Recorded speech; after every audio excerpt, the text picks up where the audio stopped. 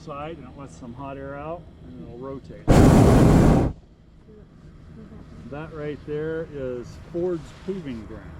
Oh, wow. So it's a Ford, fortunately. And then there's another one out there. You can kind of see it. Looks like a ranch track. That is Chrysler's proving ground.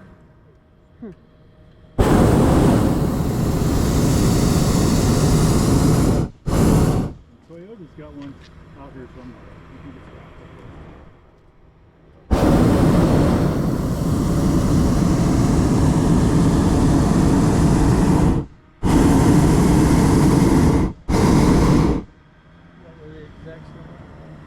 That right there is Luke Air Force Base's auxiliary runway.